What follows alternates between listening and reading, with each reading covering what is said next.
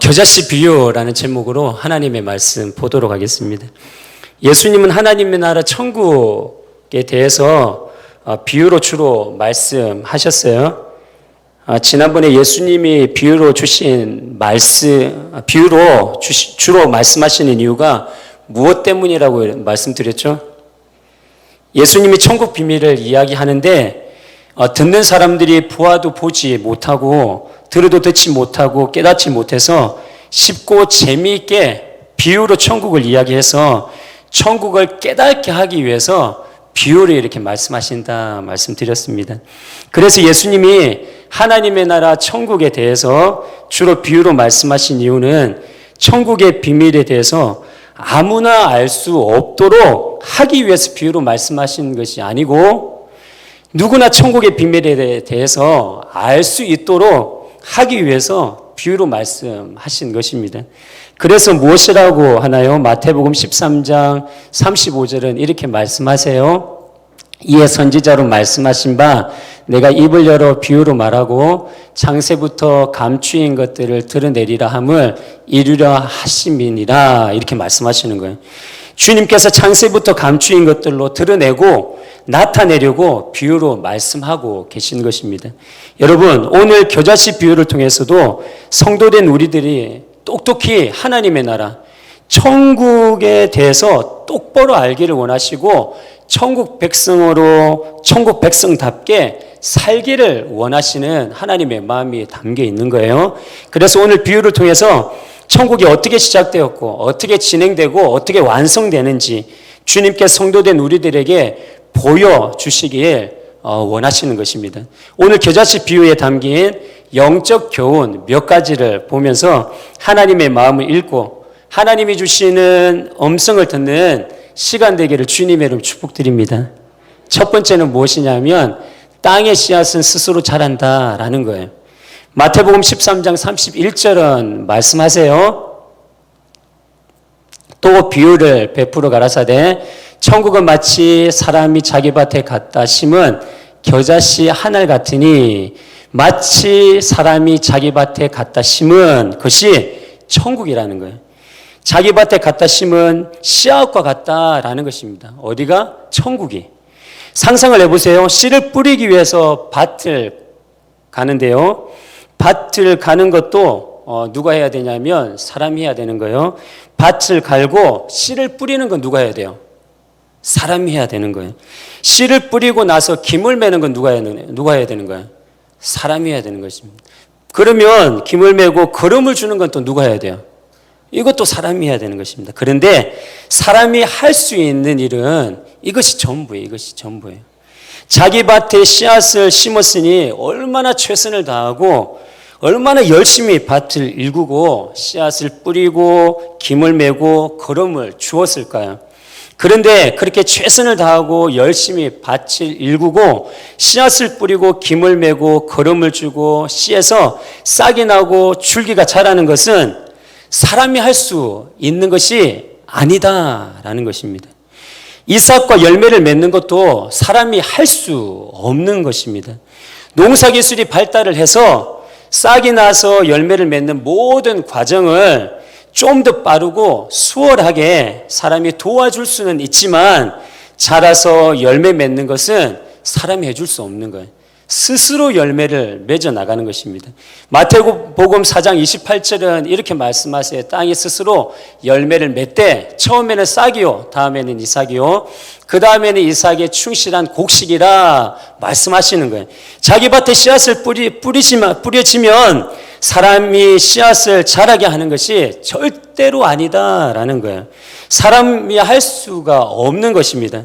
열심히 했던 열심히 하지 않았던 상관이 없습니다. 씨앗은 스스로 열매를 맺을 때까지 사람은 마냥 기다려야 돼요.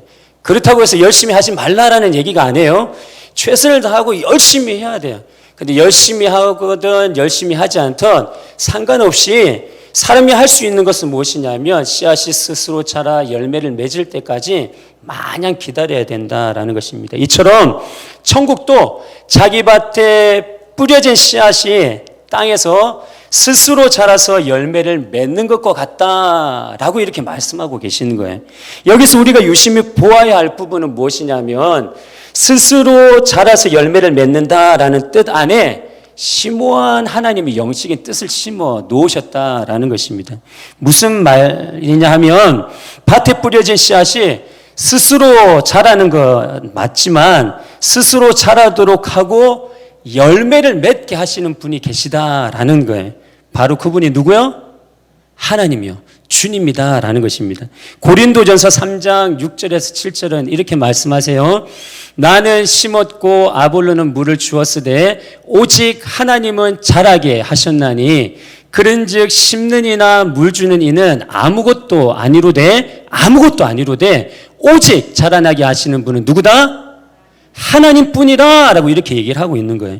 바울은 말합니다. 나도 심었고 아볼로는 물을 주었으나 오직 자라게 하시는 분은 하나님이시다 말씀하시는 거예요. 그러면서 이렇게 말하는 거예요. 심는 이나 물 주는 이가 할 수 있는 것은 딱 그까지다라는 거예요. 심고 물 주는 것 딱 그까지만 할 수 있는 거예요. 오직 자라나게 하시는 분은 누구다? 하나님이다라는 것입니다. 그래서 하나님의 나라 이 천국은 수고하고 노력해서 이루어지는 나라가 아니에요. 천국은 심고 물을 준다고 자라나는 나라가 아닌 것입니다. 천국은 오직 하나님이 자라나게 하시는 거예요. 자라나게 하시고 완성되게 해 주시는 나라가 이 천국이다라는 거예요. 하나님이 그렇게 해주신다라는 것입니다. 텃밭을 일구는 집사님 두 분이 계십니다. 그런데 이상한 게 있어요. 한 분 집사님은 너무 바빠서 텃밭에 잘 가지를 못하세요. 제가 봐도 일주일에 한 번 갈까 말까 하세요. 그런데 신기한 것은 이 텃밭에 심어놓은 야채들이 무럭무럭 무지 잘 자란다라는 거예요. 저도 혜택을 많이 받습니다. 그런데 반면에 다른 한 분의 집사님은 아주 한가합니다. 아주 한가해서 매일 텃밭을 찾아가요. 매일 텃밭을 가서 물도 주고 기름도 주고 풀도 메고 그렇게 해요. 그런데 이상한 거 있죠. 그렇게 열심히 하는데도 이 텃밭에 있는 야채들이 죽어나가는 거예요. 그때 제가 알았습니다. 사람이 할 수 있는 것은 한계가 있다라는 거예요. 열심히 잘한다고 해서 잘 되는 것이 아니구나. 다시 말씀드려요. 최선을 다해야 돼요. 열심히 해야 돼요. 잘해야 돼요. 하지만 잘한다고 해서 열심히 한다고 해서 다 되는 것은 아니구나 하는 걸 깨달은 거예요. 하나님이 은혜를 주셔야지 되는구나. 할렐루야. 하나님이 은혜를 주셔야지 되는 거예요. 하나님이 은혜를 주셔야지. 그걸 알았던 것입니다. 그래서 하나님이 나라를 세워나가는 것도 하나님이 하셔야 하는 것입니다. 천국도 마찬가지고 교회 성장도 하나님의 은혜가 오직 임해야지 교회 성장이 이루어지는 것입니다. 믿으시길 바랍니다. 정말 그렇습니다. 이스라엘 백성들이 애굽에서 몇 년 동안 있어요? 400년 동안 있습니다. 400년 동안. 애굽 왕 바로가 이스라엘 백성들을 국고성 비돔과 라암셋을 건축하는데 동원을 해요. 노예처럼 부리면서 고역과 압제와 탄압을 합니다. 그런데 놀라운 것은 무엇인 줄 아세요? 그렇게 고역과 노역과 탄압과 압제를 지속적으로 받는 이스라엘 백성들이 여러분 상식적으로 생각하면 꽃이 시들듯이 생명력을 잃고 사라져버려야 돼요. 왜냐하면 너무 압제하고 그리고 탄압하고 그리고 노역을 너무 심하게 주고 고역을 갖다가 주니까 시들어버려야 된단 말이에요. 그런데 이스라엘 백성들이 말씀해 보면 더욱 번성하였더라라고 이렇게 말씀하고 있어요. 상식적으로는 이해할 수 없는 그러한 성장이 이스라엘 백성들이 애굽으로 70명이 들어갔다가 출애굽할 때 250만 학자들이 얘기를 해요. 장정, 남녀노소 다 합해서 250만이 되어서 이렇게 출애굽을 했다라고 이렇게 얘기를 해요. 있을 수 없는 그런 성장이 이루어진 거죠. 어떻게 이렇게 있을 수 없는 상식을 뛰어넘는 이 성장이 있을 수 있을까? 바로 하나님이 하셨기 때문에 그렇습니다. 오직 하나님의 은혜인 것입니다. 그래서 우리의 삶 가운데 복을 받든지 성장을 하든지 성숙을 하든지 우리가 잘해야 되고 열심히 해야 되는 건 맞아요. 그런데 진짜로 우리에게 임해야 될 그것은 무엇이냐면 하나님이 해주시는 은혜가 임해야 되는 것입니다. 간절히 사모하는 은혜가 있기를 주님의 이름으로 축복드립니다. 사랑하는 성도님들, 하나님이 자라게 하시고 성장하게 하시면 되는 것입니다. 상식적으로 설명할 수 있는 일이 아닌 것입니다. 그래서 우리 목양교회도 그리고 사업장도 일터도 가정도 자녀들의 앞날도 오늘 헌신 예배를 드리는 루디아 여전도회도 하나님이 하시면 되는 것입니다. 하나님의 은혜가 풍성히 깃들면 되는 것입니다. 그러면 어떤 형편에서도 어떤 환경에서도 어떠한 어려움 가운데서도 성장하고 성숙하게 될 줄 믿습니다. 그 하나님의 은혜를 구하며 하나님이 해주실 것을 마음 가운데 소망하며 살아가는 저와 여러분 되기를 주님의 이름으로 축복드립니다. 둘째로는 땅의 씨앗은 죽어야 열매를 맺는다라는 거예요. 마태복음 13장 31절은 이렇게 말씀하세요. 또 비유를 베풀어 가라사대 천국은 마치 사람이 자기 밭에 갖다 심은 겨자씨 한 알 같으니 겨자씨 한 알 같다. 이것이 천국이다라고 이렇게 말씀하고 있는 거예요. 무엇을 알 수 있어요? 한 알의 씨앗이 밭에 심겨지면 보이지 않는 땅 속에서 죽어야지, 발화를 해야지 싹이 나는 거예요. 땅을 뚫고 올라오는 것입니다. 처음부터 열매를 심지는 않아요. 열매를 얻기 위해서는 먼저 씨앗을 심어야 하는 것입니다. 그리고 그 씨앗이 땅에서 죽고 썩어져야지만 발화가 되고 땅을 뚫고 나와 이렇게 새싹이 돋고 잎이 나고 그리고 열매가 맺는 것입니다. 우리의 믿음도 마찬가지예요. 무슨 말이냐 하면 우리가 처음부터 부활의 영광을 누릴 수는 없어요. 부활의 영광을 누리기 위해서는 먼저 십자가의 길, 고난의 길을 걸어야 하는 것입니다. No cross, no crown. 십자가 없이는 왕관도 없다. 십자가 없이는 영광도 없다. 죽음이 없이는 영광도 없다라는 의미인 거예요. 그래서 천국은 우리가 고난이라는 인생의 밤을 통과하지 않으면 절대로 자라지 않는 것이 이 천국이에요. 천국은 우리의 아픔과 고통을 양식 삼아 이렇게 자라난다라는 사실입니다. 농부가 겨자씨를 땅속에 심을 때 겨자씨는 땅속에서 어두운 밤을 견뎌야 하는 거예요. 씨가 썩어 땅을 뚫고 나와 싹이 날 때까지 시간이 걸리는 거예요. 어두운 땅 속에서 오랜 시간이 걸리는 거예요. 거기서 기다려야 돼요. 이처럼 우리가 어두운 밤에 머무는 시간 동안 천국이 자란다는 거예요. 우리 안에서 우리가 생활하는 삶 가운데서 천국이 자란다는 거예요. 이 시간은 때로는 나를 죽여야 하는 시간이기에 고통스럽고 힘들 수도 있어요. 감당하기 어려운 환경일 수도 있습니다. 그래서 천국을 빚어가는 사람일수록 그 사람은 반드시 어두운 밤을 경험할 수밖에 없는 것입니다. 겨자씨는 아무리 생명력이 있어도 땅속에 심겨진 씨앗이 싹을 틔우기 전까지는 어두운 밤, 어두운 땅 속에 머물러 있어야 한다라는 사실을 꼭 기억하시기를 부탁드립니다. 사랑하는 성도님들, 성도된 우리들도 어두운 밤을 통과하면서 살아야 하는 것입니다. 나를 죽이는 작업을 하면서 하나님의 사람들은 삶을 엮어가야 하는 거예요. 그렇게 그 어두운 밤 그리고 나를 죽이는 그러한 삶의 그 모습들 가운데 하나님께서 어떻게 해주시냐면 나의 성품을 가다듬어 가시는 거예요. 나의 영성을 새롭게 해 나가시는 거예요.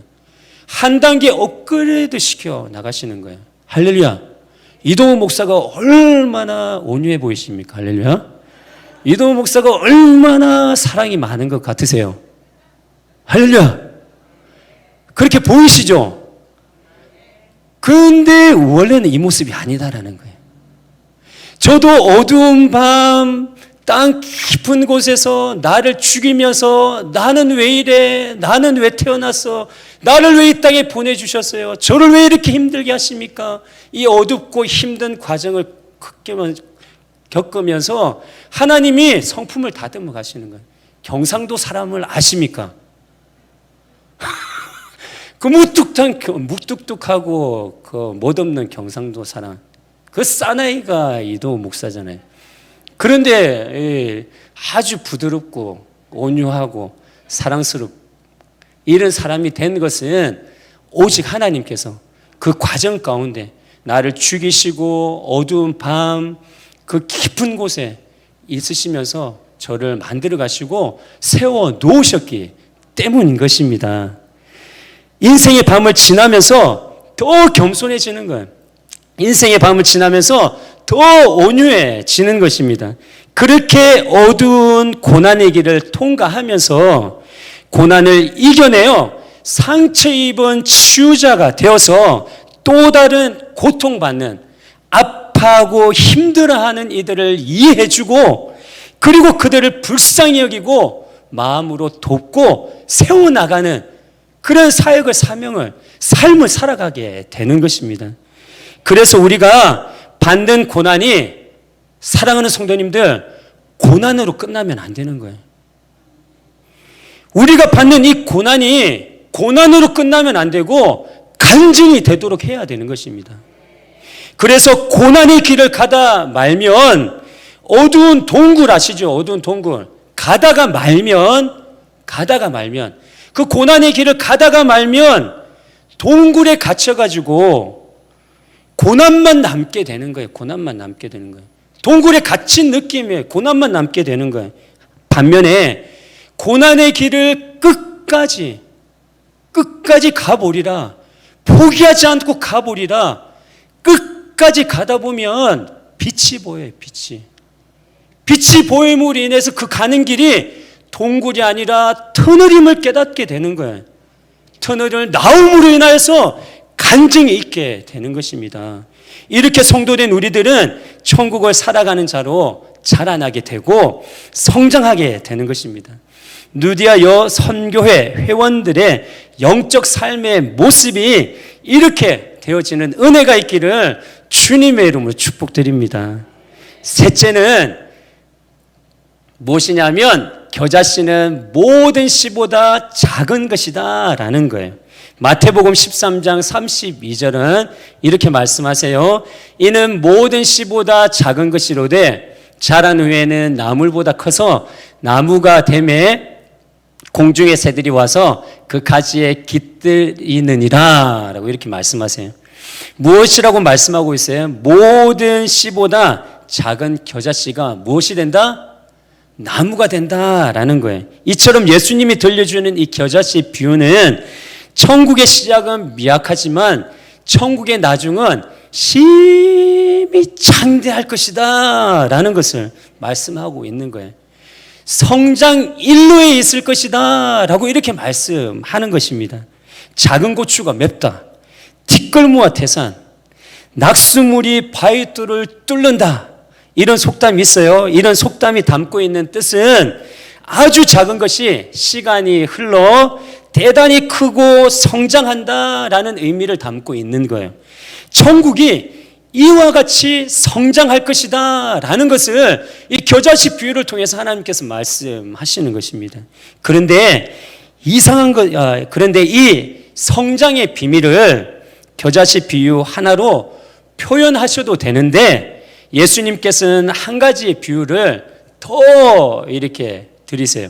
더 말씀하세요. 마태복음 13장 33절 보면 또 비유로 말씀하시되 천국은 마치 여자가 가루서말 속에 갖다 넣어 전부 부풀게 한 누룩과 같으니라 라고 이렇게 말씀하고 있는 거예요. 이렇게 예수님께서는 겨자씨 비유만으로도 천국의 성장을 이야기할 수 있었지만 굳이 누룩의 비유까지 함께 이렇게 말씀하고 있는 거예요. 그렇다면 왜 그렇게 하셨을까라는 거예요. 바로 강조하는 거예요. 강조하는 거예요. 진짜로 이렇게 될 것이다 라는 것입니다. 이 비유를 통해서 처음에는 미세하고 처음에는 아무것도 아니며 처음에는 소규모인 것 같지만 천국은 아주 놀라운 생명력과 운동력이 있어서 천국은 점점 자랄 것이고 공중에 나는 모든 새들을 다 품을 만큼의 넉넉하고 풍성하고 아름드린 나무가 될 것이다, 자라게 될 것이다 라는 것을 강조하기 위해서, 반드시 이렇게 될 것이다 라는 것을 이야기하기 위해서 하나님께서 이렇게 예수님께서 이렇게 표현을 하는 거예요.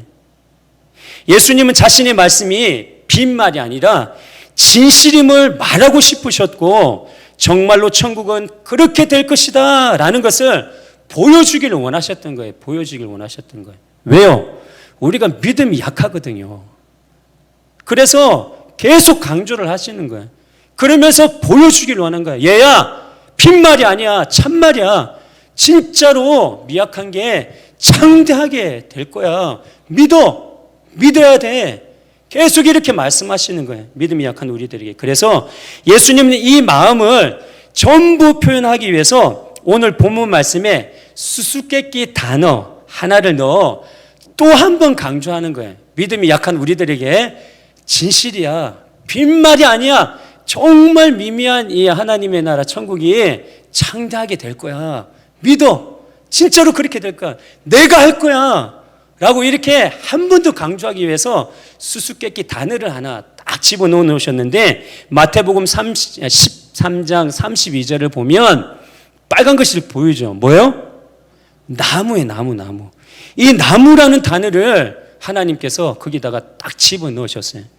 그런데 여러분 왜 이 나무가 수수께끼 단어냐 하면 그것 아세요? 오늘 본문에서 겨자씨가 자라면 나무가 된다라고 이렇게 말하지만 이 겨자씨는 자라면 나무가 되는 것이 아니라 자풀이 돼요. 자풀.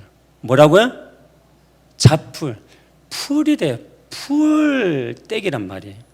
겨자씨는 이스라엘에서 2월 3월경에 갈릴리 호수에서 자라는 다년생 자풀이에요. 풀 종류라는 거예요.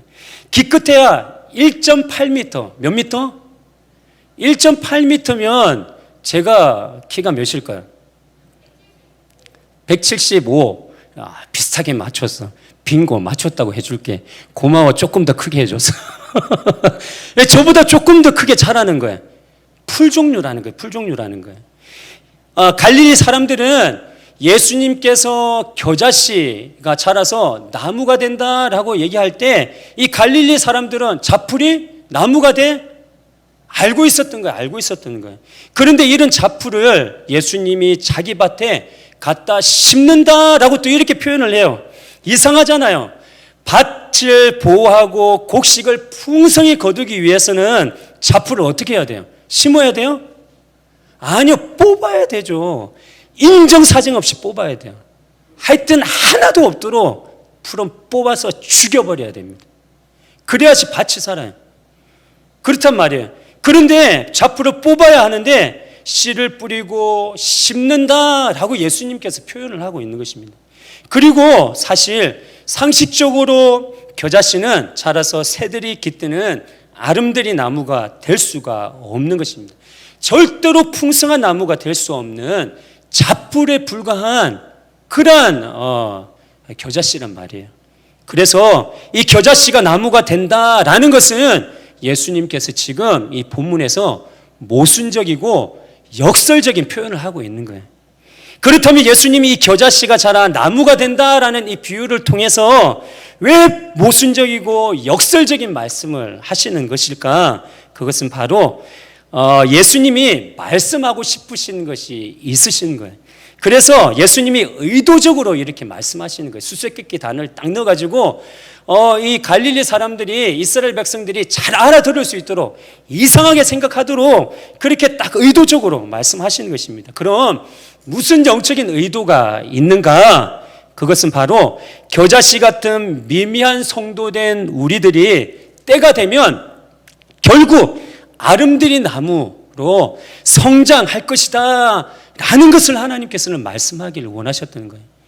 믿음이 약한 우리들에게 천국은 정말 아주 미미하지만 겨자씨 같지만 나중에 때가 되면 결국에는 정말 창대하게 될 것이야 라는 것을 누룩 비유를 드리면서 강조를 하세요. 근데 방점을 꽝 찍는 거예요. 진짜야 그러면서 나무 겨자씨가 자라면 자풀이 아니라 나무가 된다라고 이렇게 말씀을 하시면서 천국도 진짜로 처음은 미미하지만 장대하게 될 것이야 라고 하나님께서 말씀하시면서 믿어, 정말 그렇게 될 거야 라고 이렇게 말씀하시는 거예요. 그러면서 미미한 성도된 우리들도 아름드리 나무가 때가 되면 될 것이다 라고 이렇게 말씀하시는 것입니다. 그래서 겨자씨 같은 미미한 성도된 우리들이 겨자씨 같은 미미한 이들을 품고 자라게 하면 세상 속에서 자풀처럼 다루어지는 것이 아니라 세상 속에서 넉넉하고 풍성한 아름드리 나무로 자라 사명자로 쓰임받게 될 것이다 라고 하나님께서 이 말씀 가운데 담아 놓으셨던 것입니다. 또 상식적으로 생각해 보면 콩 심은 데 콩 나고 팥 심은 데 팥 나야지 정상적인 거잖아요. 계속 강조하시는 거예요. 그런데 천국의 이 법칙으로는 아닐 수 있다라는 것입니다. 천국의 법칙으로는 아닐 수 있다라는 거예요. 상식적으로는 콩 심은 데 뭐가 나요? 콩이 나야 돼요. 팥 심은 데 뭐가 나요? 팥이 나야 돼요. 그런데 천국의 법칙, 천국의 원리, 하나님의 원리, 성경의 원리는 콩을 심고 팥을 심은 그곳에 콩이 팥이 나는 것이 아니라 넉넉하고 풍성한 아름드리 나무가 자라게 될 것이다 라고 이렇게 말씀하고 있는 거예요. 할렐루야! 믿어지십니까? 믿어지는 은혜가 있기를 주님의 이름으로 축복드립니다. 이것이 하나님의 역사하심과 은혜가 아니고는 설명될 수 없는 부분이다라는 거예요. 하나님의 역사하심과 주님의 은혜가 아니면 설명될 수 없는 부분인 거예요.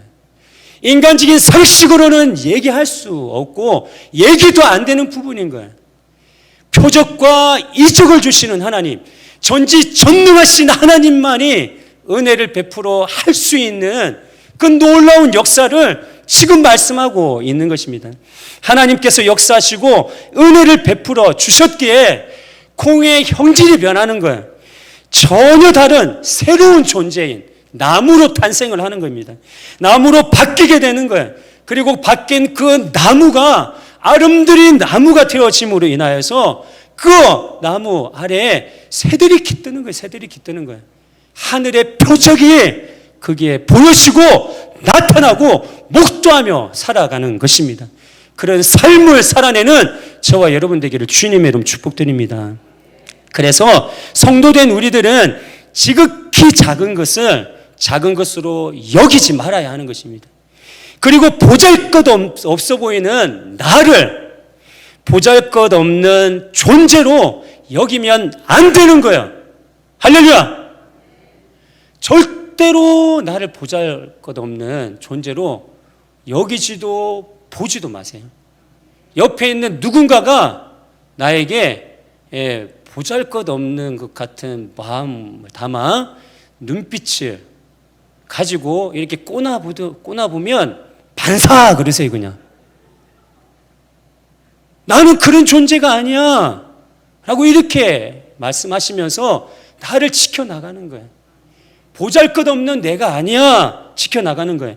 우리 속에 있는 놀라운 예수님의 생명의 비밀을 보고 만지고 느끼면서 세상은 우리를 아주 작고 초라하고 보잘것없다 말하지만 우리는 하나님의 역사와 은혜로 자풀이 아니라 넉넉하고 풍성한 아름드리 나무를 꿈꾸며 묵묵하게 주님 주신 사명을 길을 묵묵하게 주님 주신 삶을 주님 주신 일들을 감당해내며 사시는 저와 여러분 되기를 주님의 이름 축복드립니다. 그리고 루디아 여선교회 회원들이 이런 삶을 살았으면 좋겠습니다. 세상이 우리를 잡풀 다룰지라도 낙심하고 실망하지 마십시오. 왜냐하면 세상은 혹시 우리를 잡풀 다루듯이 그렇게 할지라도 하나님은 우리를 잡풀 다루듯이 하시는 것이 아니라 아름드리 나무로 이렇게 키워나가신다니까요. 하나님이 우리를 잡풀 다루듯 하지 않으시니 이 세상에 어느 누가 감히 우리를 잡풀 다루듯 할 수 있겠어요. 이 세상에는 우리를 잡풀 다루듯 다룰 수 있는 자가 하나도 없어요. 하나도 없어요. 이 믿음을 가지고 당당하게 놀라지 말고 기죽지 말고 삶을 엮어가시는 은혜가 있기를 주님의 이름 축복드립니다. 왜요? 하나님의 형상을 닮은 하나님의 존귀한 자녀가 누구다? 여기 있는 이동훈 목사예요. 할렐루야. 여러분은 아니세요?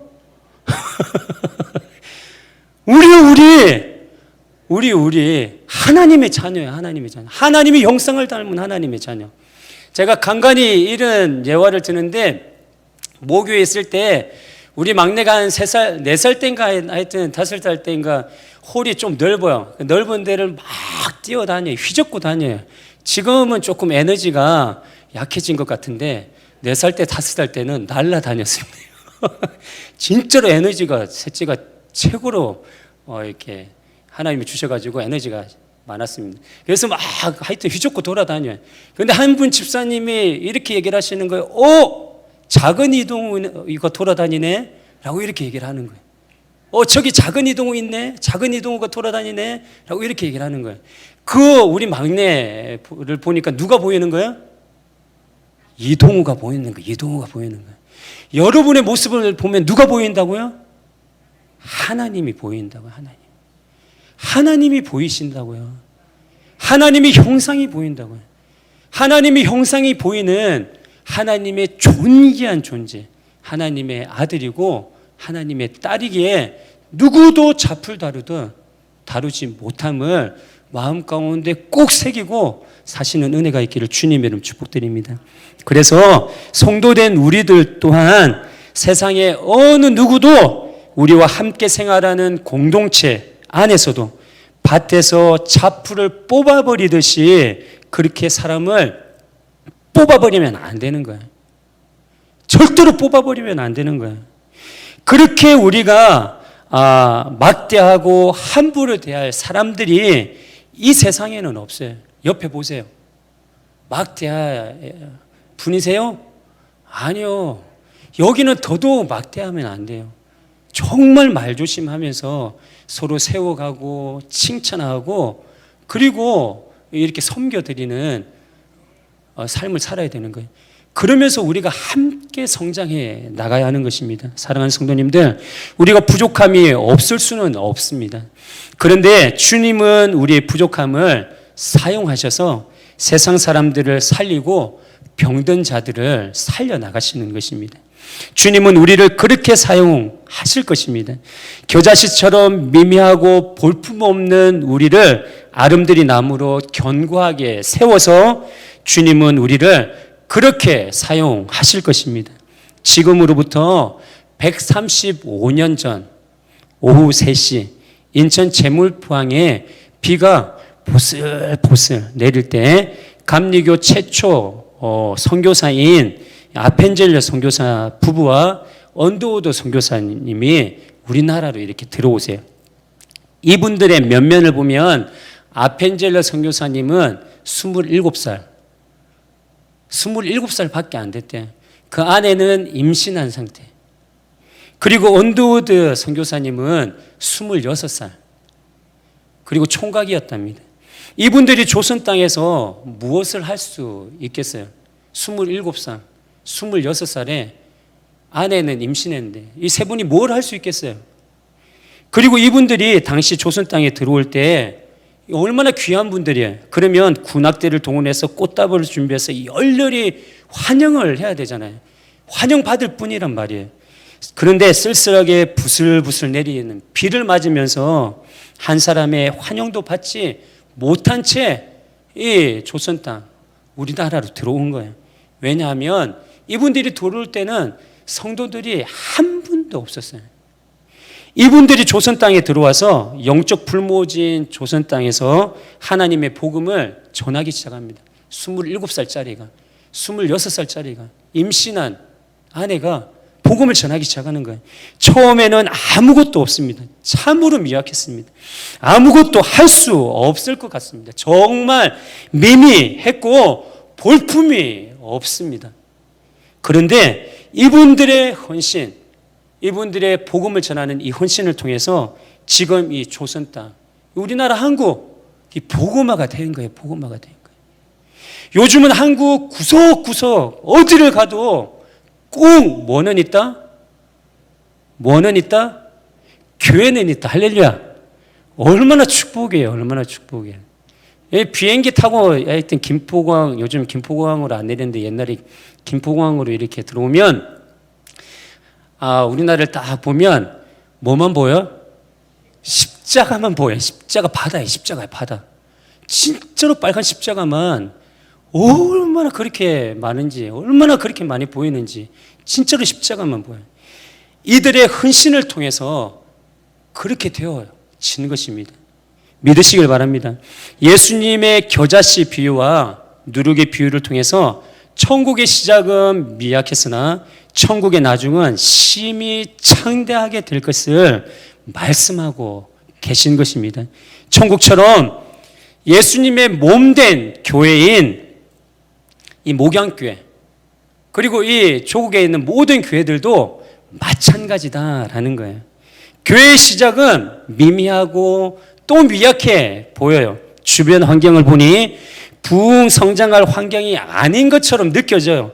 아파트촌에 이렇게 둘러싸여 있으면 그래도 기대가 돼요. 아파트촌에서 한동에서 한 사람만 와도 몇 가정만 와도 그냥 부흥이 그냥 되잖아요. 기대가 이렇게 된단 말이에요. 주로 주택으로 이루어져 있고 전도를 나가 주택을 돌면 집에 아무도 없는 것을 보니 기대가 안 되는 거예요. 맞벌이로 힘들게 살아가는 이들로 힘들어하는 이들만 만날 뿐인 것입니다. 생계를 유지하는 것만으로도 벅찬 삶을 살아가는 이들에게 복음을 전하니 그들이 대부분이니 전도할 환경도 좋지 않고 복음 전해도 받아들일까라는 그런 마음이 생기는 거죠. 아파트촌에 있었으면 좋겠는데 그게 아니라 주택에 있으니 그런 마음이 드는 거예요. 그래서 우리 교회가 부흥될 수 있는 곳으로 옮겨가야 하는 것 같은 그러한 착각을 하는 거예요. 착각을 하는 거예요. 그런데 주님은 말씀하시는 거예요. 천국은, 교회는 결국 창대할 것이다. 할렐루야. 믿으시길 바랍니다. 겨자씨 비유, 누룩 비유를 들으면서 야 믿어, 좀 믿어. 나무 비유를 들으면서 야 너 믿어야 돼.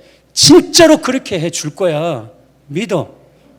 사랑하는 성도님들, 이것이 경험되어지길 원하는 우리들에게 주님께서 요구하는 것이 있으니 그것이 바로 무엇이냐 하면 계속 얘기하고 있는 믿음인 거예요. 믿음인 거예요. 그래서 성도된 우리들은 하나님의 말씀을 신실히 신뢰하는 이 믿음, 반드시 성취해 주실 것이라는 믿음을 소유하며 살아야 하는 것입니다. 그럴 때 믿음이 실상으로 나타나게 될 줄 믿습니다. 믿음이 실상으로 나타나는 것을 똑똑히 바라보게 될 줄 믿습니다. 히브리서 11장 1절은 말씀하세요. 믿음은 바라는 것들의 실상이요 보지 못하는 것들의 증거니. 할렐루야. 이 말씀이 마음 가운데 콕 새겨져서 마음판에 콕 새겨짐으로 인하여 이 말씀을 붙잡고 오직 믿음으로 하나님이 말씀하신 이 말씀이 말씀되리라 하는 믿음으로 삶을 엮어가기를 주님의 이름 축복드립니다. 여러분, 오늘 하나님이 말씀하시는 것처럼 천국의 시작은 미약한 것 같고 계속 미약해지는 것 같지만 때가 되면 천국의 나중은 심히 창대하게 되고 결국은 성장하게 될 것이라고 확고하게 믿고 살아가는 저와 여러분 되기를 주님의 이름 축복드립니다. 반드시 그렇게 될 거예요. 그럴 때 믿고 살아갈 때 반드시 믿음이 믿음되고 말씀이 말씀되는 경험을 하게 될 줄 믿습니다. 어떻게 그렇게 될 수 있을까? 다시 한번 말씀드리는데요. 심은이나 물 주는 이는 아무것도 아니로되 오직 자라게 하시는 분은 누구다? 하나님입니다. 마음 가운데 새기고 삶을 엮어가시기를 주님의 이름 축복드립니다. 하나님이 그렇게 하실 것이기 때문입니다. 하나님이 그렇게 하시기 때문인 것입니다. 지난주에 오셨던 김규환 장로님께서 시모 장로로 계신 시은교회 잠깐 말씀하셨는데 시온교회가 어디에 있다고요? 어디에 있다고요? 오정동 그 어디에? 공단 안에 있다고 그러잖아요. 여러분 공단 안에 꼭꼭 숨어 있어요. 사람들이 안 보일 것 같은 그곳에 꼭꼭 숨어 있는데 이 교회가 어떻게 됐다고요? 네, 하나님이 부흥케 해주셨다고요. 성도들을 하나 둘 보내주셔서 정착하고 부흥케 해주시는 거예요. 맞아요. 우리가 전도도 하고 열심히 하고 최선을 다해서 뿌리고 심어요. 물도 줘요. 그런데 이루시는 분은 누구다? 하나님이에요.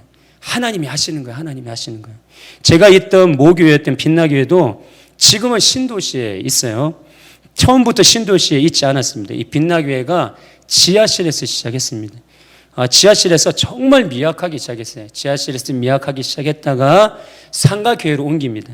상가교회로 옮겨서 또 하나님이 이렇게 부흥을 주세요. 그 상가교회에서 주택들이 빼곡히 둘러싸여져 있는 그곳에 교회를 세워요. 주택들 많이 있는 그 안에 교회가 있어요. 도로에서 보면 주택들밖에 안 보여요. 그런데 주일만 되면 이상하게 차들이랑 사람들이 이렇게 쫄래쫄래 그 골목길을 통해 가지고 진짜로 수도 없이 차가 들어가고 사람들이 들어가는 거예요. 그래서 봤더니 그곳에 빛나교회가 있는 거예요. 여러분, 그 빛나교회 주택 안에 있는 그 빛나교회에 오셨던 분들이 이렇게 얘기를 해요. 아니 이곳에 이렇게 사람이 많이 모이고 부흥이 돼? 이렇게 얘기한다니까요. 누가 하셨다고요? 하나님이 하시는 거예요. 우리가 물을 주고 뿌리고 심지만 결국은 누가 하신다고요? 하나님이 하신다고요. 믿으시길 바랍니다. 교회든 천국이든 시작은 미약하나 심히 창대하게 되는 것은 우리 손에 달려 있는 게 아니에요. 맞아요. 최선을 다하고 다시 말씀드리지만 최선을 다해서 그리고 열심히 잘해야 돼요. 뿌리고 심고 전해야 돼요.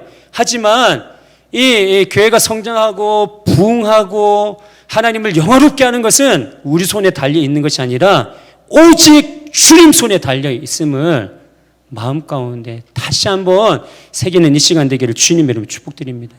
주님이 하시면 되는 것입니다. 이곳 우리 목양교회도 지금까지 성장한 것도 누가 하셨다? 네, 하나님이 하셨어요.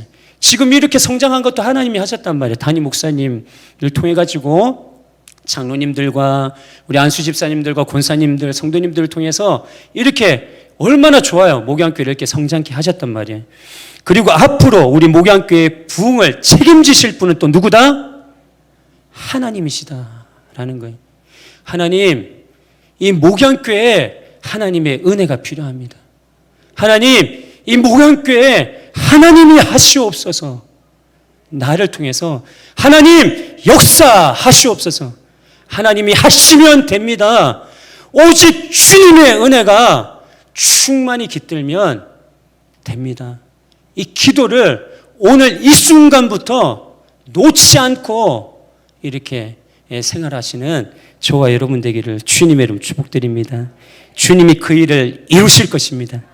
주님이 하실 것입니다.